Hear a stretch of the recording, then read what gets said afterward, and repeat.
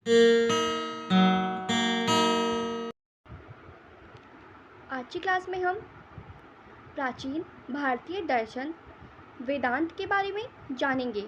तो आइए शुरू करते हैं अपनी आज की क्लास। मुख्यतः वेदांत का अर्थ वेदों का अंत अर्थात वेदों का अंतिम भाग अथवा वेदों का सार माना जाता है। वेद के 3 भाग माने जाते हैं, वैदिक मंत्र, दूसरा ब्राह्मण, तीसरा उपनिषद। इस प्रकार उपनिषद वेद का अंतिम भाग और वैदिक युग का अंतिम साहित्य माना जाता है। उपनिषदों को वेद का गूढ़ रहस्य माना जाता है। इसी प्रकार उन्हें वेद का अंत अर्थात वेदांत कहते हैं। वेदांत के 3 रूप होते हैं, द्वैत, विशिष्ट द्वैत, तीसरा अद्वैत। अनेक विद्वान जो थे वो अद्वैत समर्थक हैं। वे द्वैत और विशिष्ट अद्वैत और अद्वैत में कोई अंतर नहीं मानते। उनके अनुसार ये तीनों वेदांत दर्शन के 3 चरण माने जाते हैं और अंतिम लक्ष्य अद्वैत की अनुभूति होती है। इस प्रकार जो ज्ञान यथार्थ या वास्तविकता की ओर ले जाता है वही वेदांत है। भारत में संप्रति जितने दार्शनिक संप्रदाय हैं वे सभी वेदांत दर्शन के अंतर्गत आते हैं। वेदांत की कई प्रकार से व्याख्याएं हुई हैं और हम सभी के विचारों में भी सभी प्रगतिशील रही हैं। प्रारंभ में व्याख्याएं द्वैतवादी हुई, अंत में अद्वैतवादी। वेदांत का शाब्दिक अर्थ है वेद का अंत। वेद हिंदुओं के आदि धर्म ग्रंथ हैं। कभी कभी पाश्चात्य देशों में वेद को केवल ऋचाएं और कर्मकांड समझा जाता है। अद्वैतवादी उपनिषदों के आधार पर अपने दर्शन का प्रतिपादन करते हैं। सभी उपनिषद का विषय और उद्देश्य एक है। मिट्टी के एक टुकड़े के बारे में ज्ञान प्राप्त कर लेने से हम संसार की सभी मिट्टी के बारे में ज्ञान प्राप्त कर लेते हैं। इसी प्रकार अवश्य ऐसा कोई तत्व है जिसको जान लेने से हम संसार की सभी वस्तुओं का ज्ञान प्राप्त कर सकते हैं। वह तत्व क्या है, आइए जानते हैं। अद्वैतवादी समस्त विश्व को एक सामान्य रूप से देना चाहते हैं। विश्व के एकमात्र तत्व को बतलाना चाहते हैं। उनका मूल सिद्धांत यह है कि सारा विश्व एक है और एक ही सत्य नाना रूपों में प्रतिभासित है। अद्वैत वेदांतियों के अनुसार सत्य और जगत परस्पर भिन्न सत्ताएं नहीं हैं। माया शून्य या असत्य नहीं है, यह सत्य भी नहीं है, क्योंकि इसी के कारण निरपेक्ष अपरिवर्तनशील सत्य व्यक्ति जगत के रूप में प्रतिभासित होता है। पारमार्थिक दृष्टि से तो माया को असत्य कहा जाना चाहिए, किंतु इसे असत्य भी नहीं कहा जा सकता, क्योंकि तब तो इसके कारण जगत का प्रतिभासित होना भी संभव नहीं हो सकता।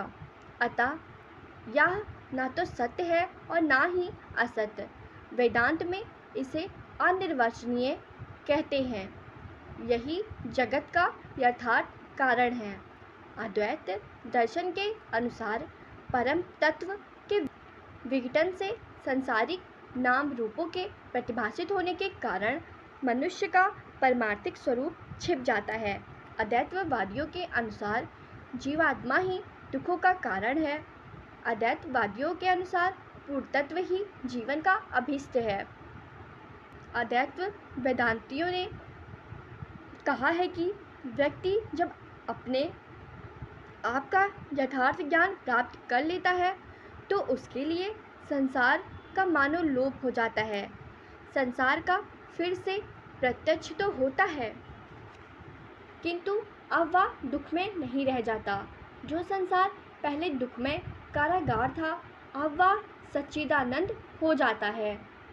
आइए समझते हैं कि जो अद्वैत वेदांती थे उन्होंने कहा है कि जो लोग अपने यथार्थ के बारे में यानी अपने बारे में सब कुछ जान लेते हैं अर्थात अपने जो मन को वो अपने वश में कर लेते हैं कि अगर हम कोई भी काम कर रहे हैं तो वो अपने मन के अनुरूप कर रहे हैं। जैसे कि हमें पढ़ाई करना है तो हमारा मन इधर उधर भटकता है कि अब अभी नहीं पढ़ेंगे, हम बाद में पढ़ेंगे, ऐसे होता है।